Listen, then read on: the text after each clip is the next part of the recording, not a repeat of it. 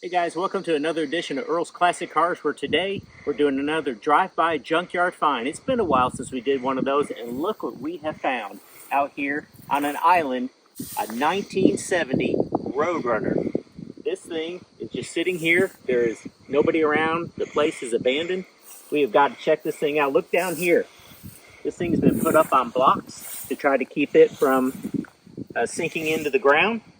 But this is a 1970 Roadrunner. Let's check out and see what it's got under the hood. All right, guys, you're about to find out with me what this thing has under the hood. You can find the latch. I used to own one of these. You think I know where the lever is? Actually, I think you got to get it out.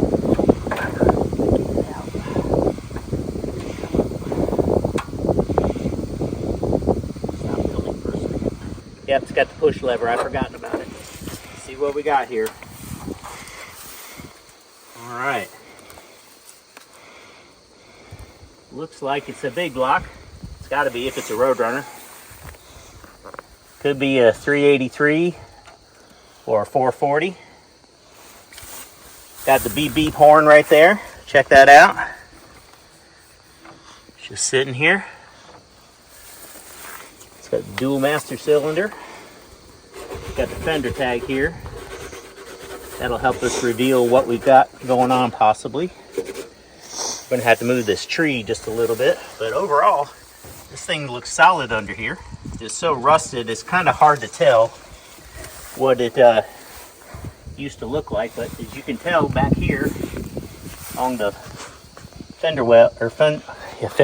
firewall, it's green. It was a green Roadrunner.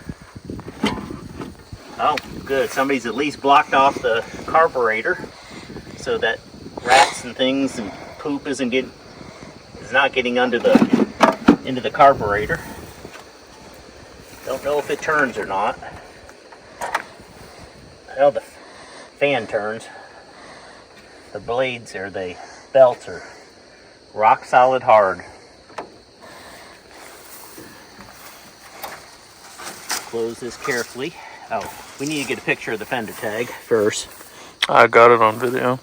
Side of the road find here. Had the rally wheels on it. Got some serious fender cancer right there. And from the looks of it, from what we can tell up here, it is a 383. So that's still a good size engine.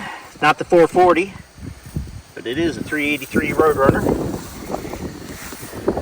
Looking in here. All right, we've got a rare. Come over here, Matthew. Got my son helping me out. We've got a rare split bench seat. Actually, I'm not sure if this is original. Yeah, this has been put in afterwards. It's a white seat, and the back is a black seat. So it must have had maybe bucket seats, because look here, it's got the pistol grip shifter. It's got the proper number of pedals. Well, sort of. Kind of missing the gas pedal. And it's definitely got some Bluetooth floorboards. And it's got the 150 mile an hour tach, or speedometer, 150 mile an hour tach, 150 mile an hour speedometer.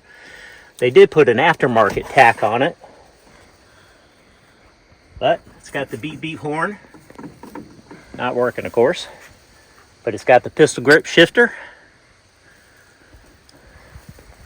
Overall, I think this one is savable to some extent. Got some really bad rust here. The whole side here would have to be redone. Interesting enough, though, it hasn't gone through back here. This is the Roadrunner I had a 70 Roadrunner when I was a teenager, had it rusted out all back here. Back here, still got the bumper. So, 1 year only taillights. See how bad it is over here. Oh yeah, it's pretty rusted out here. I think it's got a little flexibility in the situation. This thing has gone from green to basically, I don't know if they repainted it. It's like a copper color. Yeah, they painted it because hair's peeling off, so they put some copper over it, but it was originally green.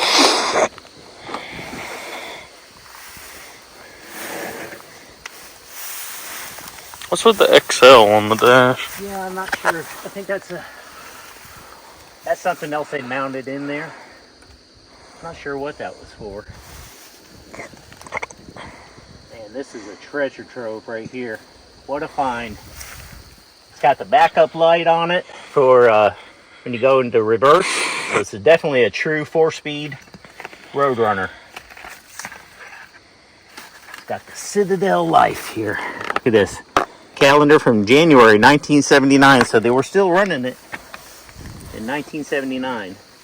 Everything looks original in it except for this seat, because it was definitely a black seat, black interior all the way around. Man, what a find. You don't see these every day. This one just happened to be sitting here. We were going by. I didn't even see it. My son saw it. He thought it was a Torino at first, but of course he was going by pretty fast. But I said, nope, that looks like a Roadrunner. We've got to stop and take a look at this. And I don't know if this is an upgraded option down here, but this has got front disc brakes on it. I don't think Roadrunners came with front disc brakes, so maybe they upgraded that. Or it may have a rare option front disc brakes. There's a mag wheel on that other side. Yeah, that's the Rally. That's the Chrysler Rally wheels. We've got to find out who owns this car and see if we can get it. Unfortunately, I'm leaving tomorrow to go back to Tennessee. So we've got to do some research to find out who owns this car and see if we can get it. This is quite a find right here. A 1970 Roadrunner.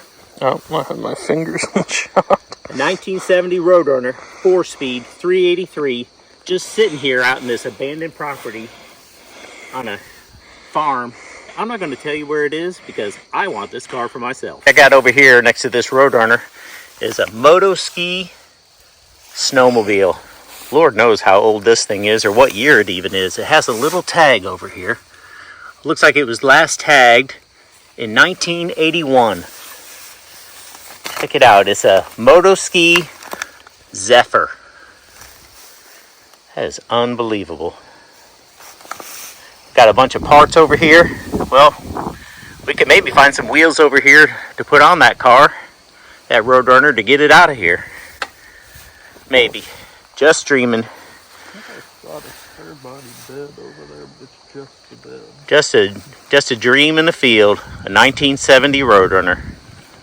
And over here, away from the Roadrunner, is an upside down mid-70s Dodge truck bed. Don't know how it ended up here, but we've got quite a bit of debris here. Old automotive debris. A lot of Steelies, as everybody likes nowadays. So these have got some value to them, even though they're just sitting over here. It's the other side of this moto ski